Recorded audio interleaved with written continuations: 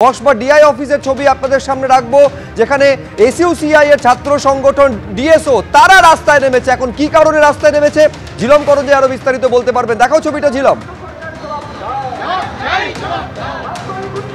একদমই আমার সহকর্মী পার্থ প্রতিমকে দেখাতে বলবো, এআইডিএস এর পক্ষ থেকে কসবা যে ডিআই অফিস সেইখানে অভিযান করছেন এবং তাদের বক্তব্য একটাই যে সরকারি স্কুলে পরিকাঠামো ফেরাতে হবে, শিক্ষকদের যোগ্যভাবে যাদের চাকরি হারা হয়েছে যোগ্য শিক্ষক তাদেরকে ফেরাতে হবে এবং এই সরকারি স্কুলের যে পরিকাঠামো সেটা ফেরাতে হবে।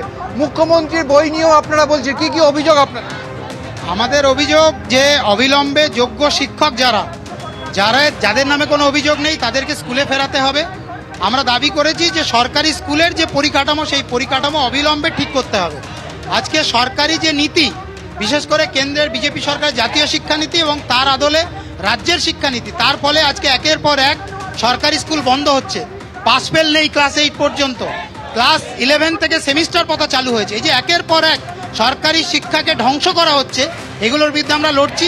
পাশাপাশি মুখ্যমন্ত্রীর বই যে লাইব্রেরিগুলোতে রাখার কথা ঘোষণা করা হয়েছে, যেটাও অত্যন্ত নক্কারজনক। আমরা মনে করি যে লাইব্রেরিতে বই থাকবে মনীষীদের, আমাদের নবজাগরণের চিন্তানায়কদের, বিপ্লবীদের বই থাকবে, সেখানে একজন মুখ্যমন্ত্রী তার লেখা কেন থাকবে সেখানে? ছাত্ররা কেন সেগুলো পড়বে?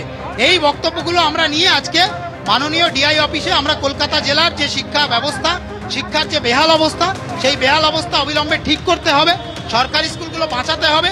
আমরা এই দাবিতে আজকে ডিআই অফিস অভিযান। অর্থাৎ দেখতে পাচ্ছ তাদের একগুচ্ছ দাবি, যার মধ্যে অবশ্যই যোগ্য শিক্ষকদের একদম স্কুলে ফেরানো এবং একই সঙ্গে সরকারি শিক্ষা ব্যবস্থা ঠিক করা, এই দাবিতে এগিয়ে চলেছেন। দেখতে পাচ্ছ কসবা পোস্ট অফিস থেকে তারা এগিয়ে চলেছেন কসবা ডিআই অফিসের দিকে।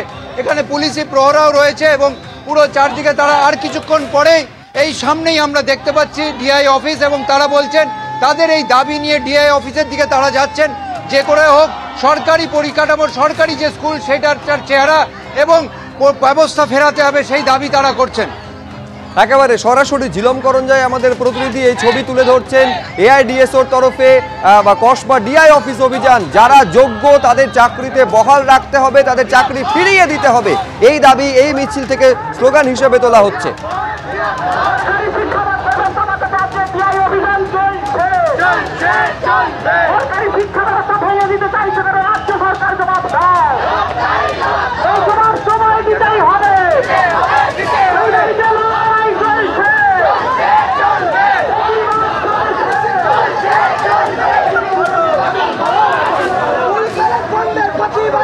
এই কসবা ডিআই অফিস আপনাদের মনে থাকবে, যারা চাকরি হারা শিক্ষক শিক্ষিকারা তারা যখন তাদের দাবি নিয়ে গেছিলেন, সেখানে পুলিশের বিরুদ্ধে একেবারে অভিযোগ সামনে এসেছিল, পুলিশ লাঠি পেটা করেছিল, লাঠি চালিয়েছিল। সেই কসবা ডিআই অফিস, যে কসবা ডিআই অফিসে এই মুহূর্তে এআইডিএসও তারা বিক্ষোভ দেখাচ্ছেন।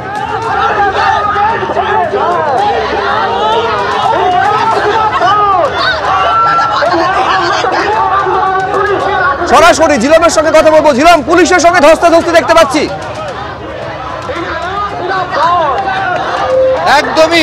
একদম দেখতে পাচ্ছ সেই ডিআই অফিস যেখানে চাকরিহারা শিক্ষকরা এসেছিলেন এবং আজকে সেখানে এআইডিএস এর পক্ষ থেকে তারা এসছেন এবং আমরা দেখলাম পুলিশের সঙ্গে ধস্তাধস্তি এবং গেটের সামনে তারা দাঁড়িয়ে আছেন। তাদের সঙ্গে কথা বলবো এবং তাদের ফের জানার চেষ্টা করবো, আপনারা এখানে এলেন, ভেতরে যাবেন কি যাবেন না? হ্যাঁ, আমরা ভেতরে যেতেই চেয়েছিলাম, কিন্তু আমরা দেখছি এখানে বিশাল সংখ্যায় পুলিশ মোতায়েন করা হয়েছে।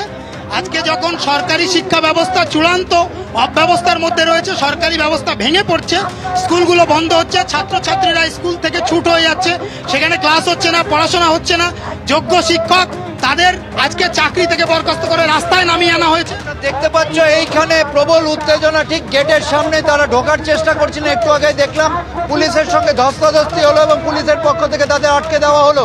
বিশাল পুলিশ বাহিনী রয়েছে। এই সেই ডিআই অফিস যেখানে এর আগে চাকরিহারা শিক্ষকরা এসেছিলেন এবং তারপরেই বিতর্ক হয়েছিল, পুলিশের পক্ষ থেকে চাকরিহারা শিক্ষকদের লাথি মারা হয়েছিল এবং সেই বিষয় নিয়ে সেই ডিআই অফিসেই আজকে দেখতে পাচ্ছি যে এআইডিএস এর পক্ষ থেকে তারা এসছেন এবং তারা এই মুহূর্তে পুলিশের যে ব্যারিকেড, সেই ব্যারিকেডের সামনে থমকে গেছেন, তবে তারা দৃঢ় প্রতিজ্ঞ ভেতরে যাবেন।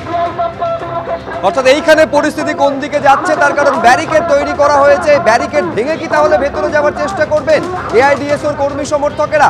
উত্তেজনা সেখানে পরিস্থিতি তৈরি হয়েছে, সেদিকেও যেমন নজর রয়েছে। পাশাপাশি এসএসসি ভবন, যেখানে চাকরিহারা যারা গ্রুপ সি গ্রুপ ডি কর্মীরা রয়েছেন তারা স্বপদে সসম্মানে তাদের যেন বহাল করা হয়, যোগ্য যেহেতু তারা, তাদের দাবি, সেই দাবিতে তারা অবস্থানে বসেছে। দু জায়গার ছবি।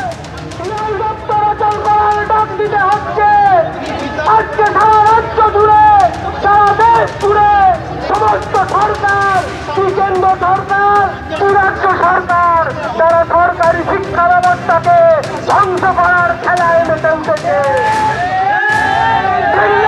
জাতীয় শিক্ষানীতি আর